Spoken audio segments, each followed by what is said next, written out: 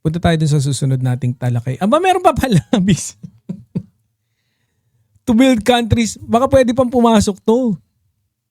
Build country's first major waste to energy facility. Hindi, bukas na yan. Para may good news pala ulit tayo bukas. No? Bakit ganun? Asan yung susunod nating topic?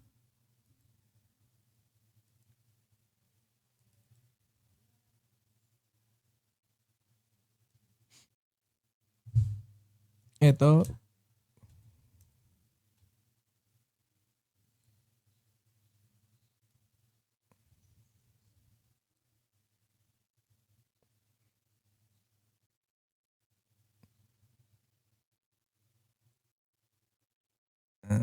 Start share.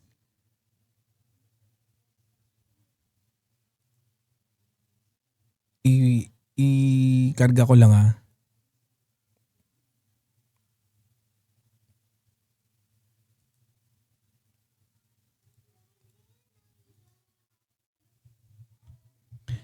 Eto ang ating susunod na topic.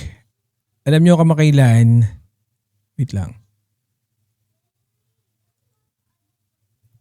Eto. Hindi naman lingid sa ating lahat, no, na kung saan etong si Saldico ay merong yung nakakatawang season 2. Nasa season 2 na po tayo ng mga pautot ni Saldico. Ha? Na kung saan meron daw siya mga expose at pasabog na kung ano-ano, no, na kung saan nung una hindi si Speaker Martin, tapos si PBBM daw, tapos hindi raw siya naghahatid. Ngayon siya na yung naghatid, tapos ang dinidiin na si PBBM. Hindi talaga magkaintindihan. Pero although there's a lot of people who are still trying to consider na may punto naman daw si Saldico. Pero marami din naman nagsasabi, no, yung mali sa una, mali yung buong istorya, 'di ba? Kaya nung dito, no, sa kanyang isa sa mga kanyang pasabog, tingnan ko nga kung yun ba yung pagkakasalansan ni Tropa Peeps.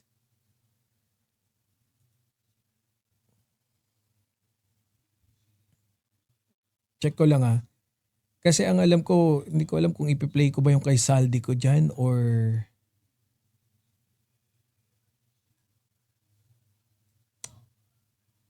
teka lang po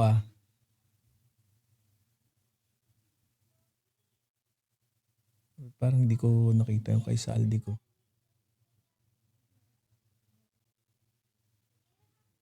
Nakahiwalay. Oh, sige. Tapos, ayan So, eto, sumagot na si Majority Leader Ferdinand A. Marcos, no, na si Sandro mas kilala sa pangalang Sandro Marcos. Ito, ang sabi nito ni Congressman Sandro, Kong Sandro, mas kilala sa sa tawag na Congressman Sandro. Anyways, sabi rito eto, kaugnay ito dun sa pagsagot niya sa kung saan pinagbintangan din siya na meron siyang insertion, no? If I can remember it correctly, 50 billion din daw yun napunta, no? Kaya yun yung kanyang akusasyon. Siyempre, kaya maganda rin dito kay Congressman Sandro, hindi. Ito dapat yung ginagawa rin kasi ni PBBM Kaya lang ang problema, si PBBM, yun na kasi yung character ni PBBM, no? At besides, sanay siya sa mga ganyan kasi lumaki siya sa Malacanang Diyan siya nagkaedad, diyan siya tumanda, no? At yung mga ganyan, wala na. Parang panis na lang sa kanya yan. Pero, iba ang character, syempre, ng ating mahal na congressman, no? At ito nga yung sagot niya doon sa akusasyon sa kanya ni Saldico. Sabi dito ni Congressman Sandro, press statement of Majority Leader Ferdinand A. Marcos. Anyone can sit in front of a camera from abroad and spew lies. The statements from the newly crowned champion of the DDS Cabal, former Congressman. Kita nyo? Ganyan! Yan ang Oh, DDS Cabal, former Congressman Saldico are frankly as fantastical as they are false. Ganyan dapat, 'di ba? Oh, hindi kasi ngayon may napanood ako pinagtatanggol ngayon daw ang bintang daw kay Saldico DDS. Actually, we don't have to go into that. Pero kung itatanggi nyo na DDS, ayoko na nga sanang pumuntang DDS Kasi pwede naman ganito, pwedeng ganyan Pero kung gusto nyo pupunta dyan, talagang alam nyo naman yan, DDS yan dati pa. Di ba?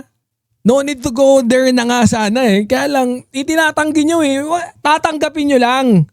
Huwag kayong papalag. Sabi rito, I hope that the public can be reminded that we are talking of a person with no credibility whose vested interests are to release these videos to destabilize the government. This is someone who our kababayans know to be the architect of this mess, yet continues to insult their intelligence by saying, wala siyang nakuha. Kita nyo, may ganun pa.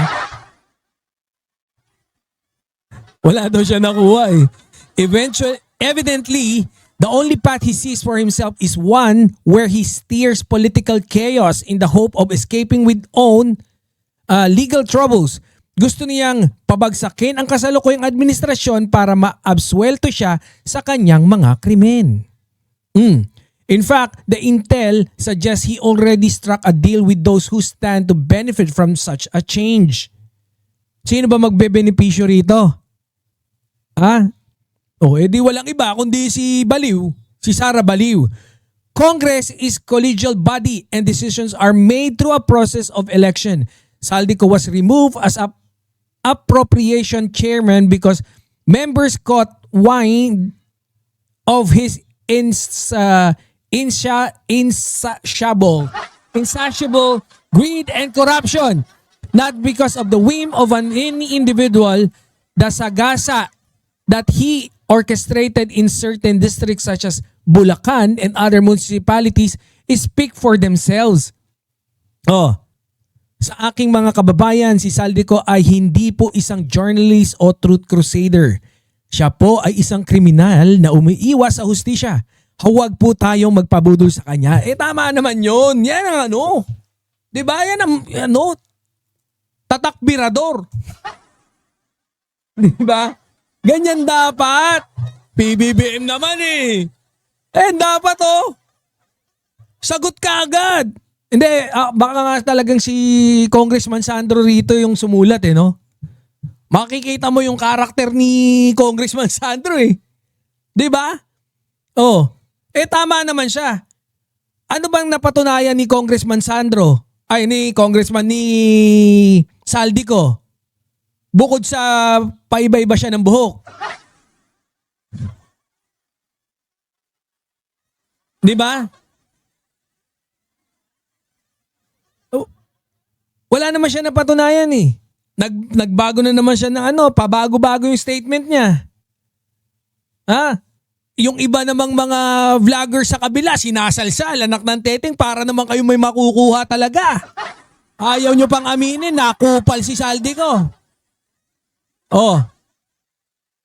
Alam nyo ako, pagkakabasa ko rito, kaya ayaw umamin ni Saldico na may nakuha siya. Mas madali siyang patawarin kung sakali ipalit na yung isang kupal, si Buday.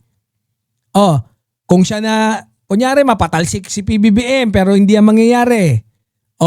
Pagtalsik, ang uupo si Buday, since sa statement niya hanggang huli, from beginning to end, umamin siya na wala siyang nakuha. Yun ang kanyang statement. Mas madali nang gawan ng paraan para in a way, hindi man amnesty pero parang mas mapawalang sala siya. Kaya yun yung niya, mas madaling, akala nyo naman mapapalitan si PBBM, mga tanga. Kahit magtatatumbling kayo dyan, kahit anong gawing kabetlogan yung mga pinaggagawa nyo, hindi mapapalitan si PBBM. Grabe, 3 taon nyo nang inattempt. Nung umpisa pa lang, from doon sa Tambaluslos. Hanggang sa ngayon, wala kayo, puro kayo nganga. Puro kayo tae-tae. Oh, kagaya na sinabi ko, di ba? Oh, ano sabi ko? Sabi ko sa inyo, manunod kayo lagi ng Birahan PH eh. Marami tayong mga first-hand information dito na sabi ko sa inyo, si Sandro na ngayon yung target nila. Yan na. Si Congressman Sandro ang gusto nilang pabagsakin ngayon at syempre, ang masasaktan pag nasasaktan ang kanyang anak, syempre, unang-una, si Ethel Lisa. No? Eh, syempre, pagka si Ethel Lisa binabanatan nila si PBBM, di nila kinakaya. Wala. Kanda tumbling na sila, wala pa rin reaction si PBBM. Oh, pagdating kaya ang ginawa nila, binanatan nila si Ethel Lisa. Kung ano-anong pangungutya, kung ano-anong pagpepersonal, kung ano-anong bintang dinadawit na kesyo dun daw sa US, bla bla bla. Eh hindi pa rin umubra. Gusto nilang pasakitan sana si PBBM, true, pasakitan si Ethel Lisa. Eh wala pa rin. O ano nangyari? Ngayon, dito sila kay Congressman Sandro. Ayun kasyo. nga. Wala pa rin. Oh, yun ang ano dyan eh. Medyo tae-tae kasi kayo. Kaya dapat, no, gagalingan nyo pa ng konti. Eh booking na booking kayo rito. Alam na alam eh, sino nga ba talaga magbe-benefit? Siyempre si Puday. No? Parang pagka naging isa siya sa pagpapabagsak nito at kung sakali man pumalit si Buday na hindi naman mangyayari, eh wala na. Mas madali sana siyang mapawalang sala. Kaso puro kayo, magiging para kayo si Harry Roque na umaasa hanggang ngayon. Kung yung pinaka-bossing nyo nga kung yung pinaka-pinuno nyo, no? Iba tumirada si PBBM, yung administrasyon. Ulo-ulo. Pinakulong na kagad si Digong.